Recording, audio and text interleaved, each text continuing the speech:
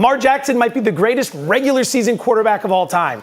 That's where it ends. But in the end, they have a superstar at the quarterback position in Lamar Jackson who has to get it done. Lamar said he thinks the Ravens are going to approach this season with vengeance. Jaire Alexander is now a Raven. A quote that's never been said and probably will never be said in NFL history is, "We got too many corners that can cover." Does Marlon Humphrey like the addition of Jaire Alexander to the Ravens secondary? Yeah, but I like it. I like it a lot. I like it a lot. I like it a lot. I like you a lot.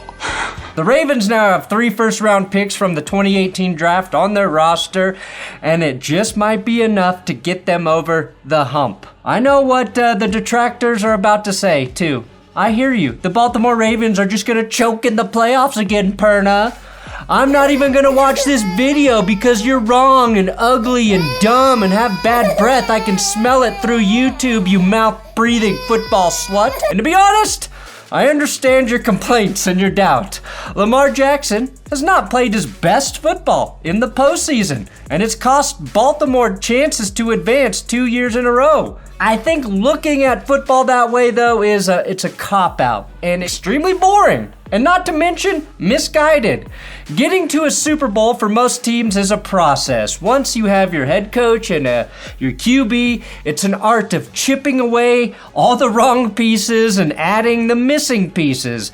And after the Ravens signed Jaire Alexander, paired with a very nice draft and free agency period and an incentive to Derrick Henry from Adam Sandler if he hits 2,000 rushing yards, the Ravens are officially my favorite team in the AFC to make it to the Super Bowl. I will explain why Jaire is a perfect addition and why Lamar is ready for the Super Bowl and why the Ravens could become also the greatest tragedy in sports today on That's Good Sports. I'm Brandon Perna, NFL psychic turned YouTuber, and if you don't subscribe to help me get to 760,000 subs by the end of June, the Chiefs are going to win a Super Bowl again this year. Okay, Ravens fans?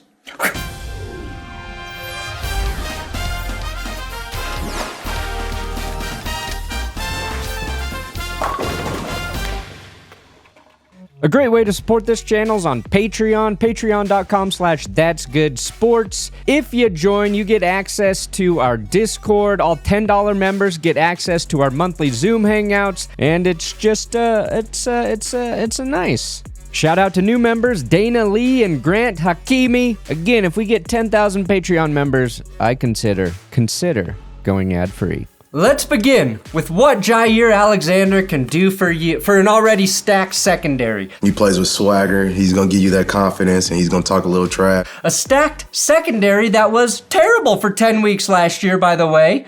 Getting Jaire Alexander for 1 year and just $6 million is kind of a cheat code. Press any button 4 times, then press and hold that button until kickoff for power-up defense. It's the kind of devil magic I would have expected the Chiefs to pull off, honestly. Alexander, though, said that he basically took a haircut with better offers on the table from Carolina and at least one other team because he wanted to reunite with his college teammate Lamar Jackson. No offense to any of my college friends, but I'm not turning down millions of dollars to hang out with any of you fuckwads again. People love to talk about how elite quarterbacks take up such a big portion of the cap, but there's another side to that coin where really good, usually aging free agents will sign a bargain deal for a chance to win a ring. It happened with Brady, Manning, Mahomes, and despite never having played in a Super Bowl through his first 7 seasons, I think Lamar Jackson has that same kind of tractor pull. Tractor beam. Suck me right in. Players love him. Unlike those teams who, for whatever reason, had no interest in trading for him 2 years ago. There's obviously another reason why Alexander was pretty cheap, and it has to do with him only playing 14 games over the last 2 seasons. This injury last year, I guarantee you 100%, had they taken that injury seriously when it happened, he would have been back for the stretch of the season at the end. Still, the last 2 times he played at least 15 games, he was a Pro Bowler and an All-Pro. Plus, the guy's still only 28 years old. I think he's got plenty of juice left if he can stay on the field. He's joining a secondary with 2 All-Pros in Kyle Hamilton and Marlon Humphrey, and we saw some really good things last year out of their first-round pick at corner, Nate Wiggins. It will be hard for Jaire to replace the Ravens' biggest void at corner. I am, of course, referring to Michael Pierce, who retired after giving us the greatest 355-pound interception of all time. Zappy. Oh, big foul touchdown. My goodness. Michael. Come back, Michael. It's time to go home. So the bus was out of gas. We're good. The only team that looks dumb right now is the Packers. They are currently testing out receiver Bo Melton at corner. Stop fucking around with this shit. Bo Melton is going to play cornerback for the Green Bay Packers because they couldn't rework Jaire's deal to be more than $6 million. That's actually a pretty good use of a roster that has like 15 wide receivers, though. The reason Jaire's not in Green Bay next to the injury concerns is because they apparently offered him $4.3 million that could get to 6, but according to his dad, none of it was guaranteed. If that's true, the Ravens got him for the same lowball offer by simply guaranteeing the first $4 million. And the Ravens have $15 million less in cap space and almost identical amounts of cap space to the Packers in 2026. Even on his way out, Mark Murphy kept pinching those pennies, and I respect it. The very simple truth is the Ravens massively improved their secondary. Jaire can miss 4 to 6 to 7 games this season, and this is still a win for Baltimore. The Ravens got cooked by the air attack for the first half of the 2024 season. Marcus Williams, Eddie Jackson, and Brandon Stevens were liabilities. Kyle Hamilton was playing in the slot because Baltimore thought Williams and Jackson could function as safeties. That was wrong. Williams was benched and Jackson was released, and the Ravens secondary made it work without him. They were a lot better without him. They were allowing 294.9 yards per game through the air with Williams and Jackson and 171.5 without. That's over 100 yards per game better. That's insane. I'd keep doing the thing where you allow 100 fewer yards per game. The Ravens finished the season with the second worst passing defense in terms of yards per game allowed at 244. That's how bad their first 10 weeks were in the secondary, because had their number of 171 been the mean, they would have had a top 3 unit on par with the Eagles. This is why I think the Ravens are primed to get to the Super Bowl. They fixed their secondary last year by removing a couple of wrong pieces. Addition by subtraction is what those woke mathematicians call it anyway. Is math woke now? Chidobe Awuzie was brought in to replace Brandon Stevens. As a Brandon, I'm personally offended. Stevens finished the season with a coverage grade of 49.4, which ranked 184th out of 192 qualifiers. Awuzie was a bit better, offers more in run support, and is overall an upgrade. Add in Georgia safety Malachi Starks from Winterfell, and the Ravens already addressed their biggest holes on defense, and now they plug in Jaire, who can play ahead of Chidobe. Assuming good health, they have a top 5 secondary in the league all year. Marlon Humphrey, Jaire Alexander, and Chidobe are some of the best corners in terms of sticking to their man and forcing tight window throws. And now you have Odafe Owe in a contract year coming off a 10-sack season with the addition of possibly the most talented edge rusher in this draft class in Mike Green. And the Ravens finally took a page out of the Chiefs playbook and drafted one of the most insanely talented players in the draft who also has some crazy question marks about his past. But bringing in a guy of Green's talent on the edge, that's a recipe for forcing turnovers. The Ravens were the 5th slowest team in the league in terms of the amount of time it took them to get to opposing quarterbacks, which puts added pressure on an already struggling group of DBs to cover for longer. I think Mike Green starts to make a big impact for the Ravens in the second half of 2025. The Ravens forced just 17 turnovers last season. The Super Bowl champs forced 26. I think Baltimore gets closer to that number in 2025, and if you pair that with an offense that had just 11 turnovers last season, which was 3rd best in the league, Baltimore has more than primed the pump. Turnover differential is always an indicator of winning games. second only to scoring more points than your opponent, which usually checks the box for a win. Look, we're 10 minutes into this video and I haven't even mentioned the Ravens offense. Lamar Jackson and Derrick Henry are returning. And that's all I really need to say to convince any non-brain-dead football fan that this team has a chance.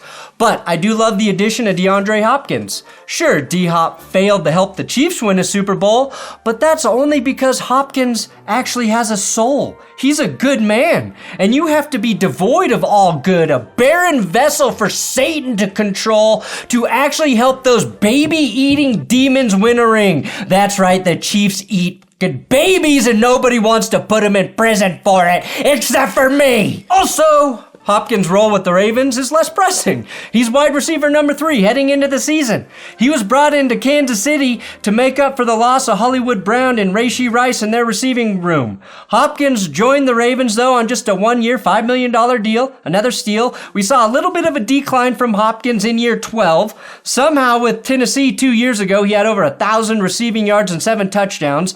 Last year with Patrick Mahomes, in over 10 regular season games, he had just 437 yards, but that offense is so weird that I have a hard time taking any Chiefs wideout stats at face value. Plus, when you downgrade from King Will Levis to Patrick Mahomes, there's going to be a decline in production. You are the ingredient to your own success. The last time we saw him, he did have a touchdown in the Super Bowl, but of course that was in the trashiest of garbage time touchdowns. Rashod Baitman has been a really slow burn as a first-round pick for the Ravens, and 756 yards is hardly a breakout season, but he did have 9 touchdowns for Baltimore a year ago, plus 2 more in the playoffs. He's an important part of that offense. One of the more underrated players from last season. And the Ravens actually run one of those offenses where whatever you get out of your secondary receiver is just the cherry on top. Adding Hopkins and extending Bateman were 2 very savvy moves by General Manager Eric DeCosta. We're going to see if D-Hop has one more year or if we get him in montages next to Celtics Shaq and Nets KG. Zay Flowers produced over 1,000 yards in the receiving game. Mark Andrews' entire season was overshadowed by his drop and fumble in the playoffs, but he caught 11 touchdowns. Isaiah Likely had 6 touchdowns. How different is the Ravens season if Likely's foot is inbounds week 1 and Andrews catches that goddamn pass at the goal line? The Ravens have depth across the board. Depth in the secondary now. Depth at receiver. Depth at tight end. Hell, even intriguing depth at running back now that Keaton Mitchell will start the season healthy. Adam Sandler has offered Derrick Henry a role in one of his movies if he gets 2,000 rushing yards. Well, Keaton Mitchell made a deal where if he has 200 yards total at any point, he gets a role in a Farrelly Brothers movie. Enrico Fermi'd roll over in his motherfucking grave if he heard that stupid shit. I mean, he just turned over ass up in your face. The last thing I wanted to touch on is that Lamar Jackson has really only had one truly bad playoff game in his last 4 starts. 2 seasons ago, he was terrific against the Texans with 4 total touchdowns as the Ravens destroyed them 34-10. 'Twas his performance against Kansas City that stunk. He only completed 54% of his throws. He was sacked 4 times, turned the ball over twice. Last season, Lamar was perfect against the Steelers, 2 TDs, a $175, 81 rushing yards, completing 70% of his lethal throws. Against the Bills, Lamar really only made one really bad play. His interception to Taylor Rapp was just a dumb throw. But he was crucified for being unclutched yet again. Just like in the Chiefs game, Lamar also lost a fumble. Now, Lamar was trying to turn a bad snap into a positive play and had the ball slip out of his hands. It's unfortunate, but that shit happens. He was trying to make a play. It was not a what the hell is Lamar doing type of play that's unforgivable like we've seen other quarterbacks do in the playoffs. And 10 from the pocket. It's picked off, and it's Miller.